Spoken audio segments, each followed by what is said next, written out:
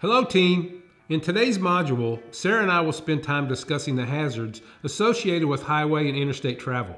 This will include important tips on how to avoid vehicle-to-vehicle conflict at exit and merge points. Highway operation is sometimes overlooked as an area of risk for professional drivers. Traffic patterns in these roadway environments are predictable, and the natural flow of vehicles reduces the risk of conflict. This makes most highway travelers feel reasonably safe and protected against harm. But the higher average speed on most highways and interstates is well above what they will experience in any other roadway environment. Any vehicle incident occurring at highway speed has the potential to result in serious property damage, injury, or death.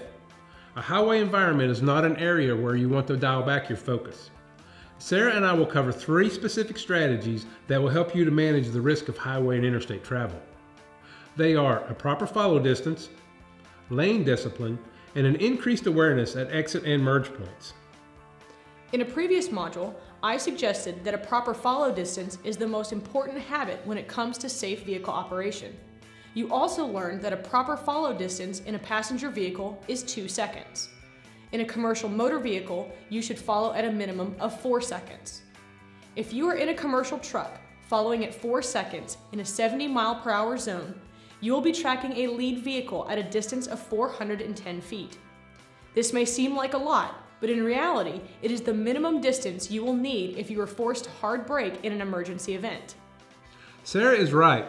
We have explained in other modules that there are 2 types of reactions in the driving process: simple and complex, and that complex reactions are the most common type of reaction associated with collision events. Complex reactions are responses to unanticipated events, to events that are outside the scope of the ordinary. These type of reactions take around 1.6 seconds. If you add brake lag to the average complex reaction, you see that braking a commercial vehicle in response to an unanticipated event can take as long as 2.2 seconds. At 70 mph, traffic will flow at 102 feet per second. If the driver of a commercial truck must respond to a threat with full braking, with 2.2 seconds passing from the point of initial threat perception to actual deceleration, that driver and vehicle will cover 225 feet before the brakes actuate and the truck begins to slow.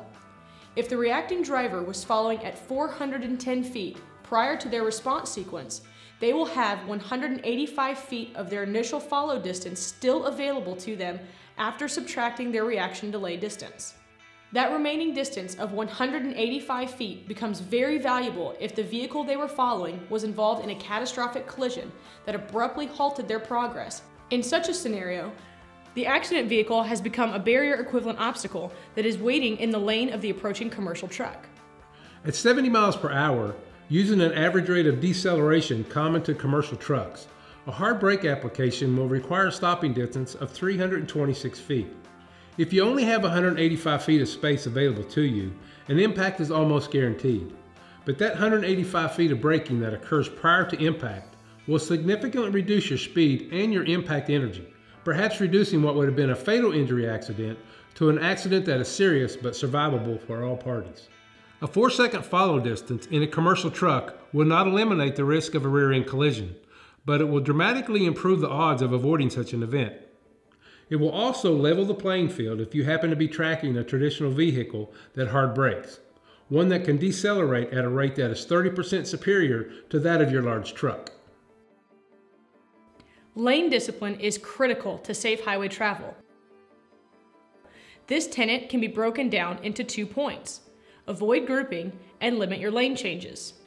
Vehicle grouping, also known as stacking, generally results when a vehicle traveling at the speed limit or just below it becomes an obstruction point for traffic that starts to stack at its rear. Rear traffic will close distance, and eventually you will see a grouping of several vehicles that are all traveling within a 1 to 3 second gap. Grouping is dangerous. In such a scenario, you must rely on the good judgment of all operators traveling in your vicinity. You are too close to brake or steer your way out of trouble if someone ahead of you or next to you makes a bad decision. You should avoid grouping with vehicles ahead of you in your lane, and those that are traveling next to you in adjacent lanes. It is not uncommon to see a highway accident involving multiple vehicles. This is generally a result of grouping. and is commonly witnessed at merge points where a single vehicle merges improperly and creates a catastrophic impact sequence that is unavoidable for several operators. As Sarah suggested, lane discipline involves a good instinct for occupying the safest space.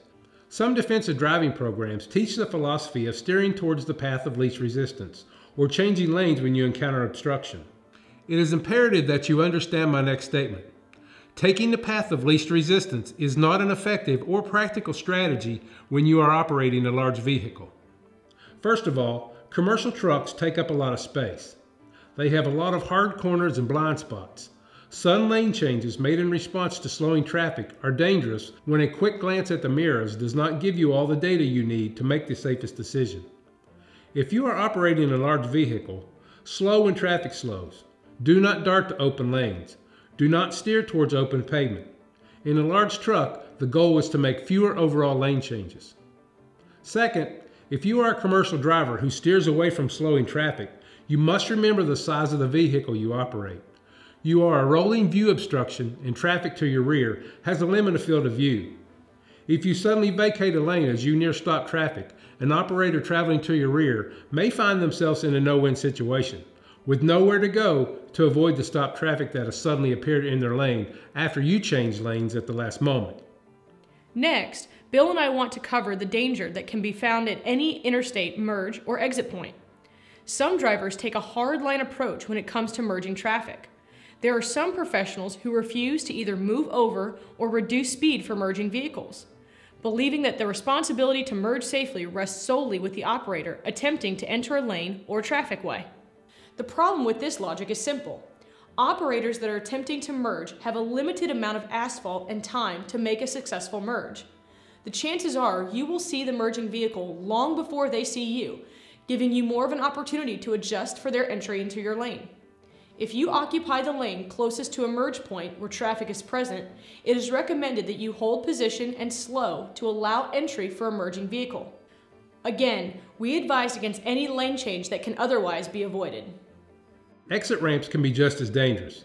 If you occupy the lane closest to an exit ramp, you must be mindful of vehicles on either your left or right that may attempt to cut your lane. Lane cutting refers to the last-minute decision to take an exit ramp, but to do so from a non-adjacent lane. How dangerous are exit points on highways and interstates? The next time you are on a highway, take a moment to check the pavement at the exit ramps you pass. Most of them will have skid marks either before or after the exit point. The skid marks that exist prior to an exit lane generally result from one of two possible circumstances. A vehicle has locked up the brakes at the last moment after a driver recognized their exit while dangerously close to their turn, or a driver has jammed the brake pedal in response to a second operator that has cut across their lane in order to reach an exit at the last possible moment. The strategy to defend against either of these is the same as we mentioned earlier.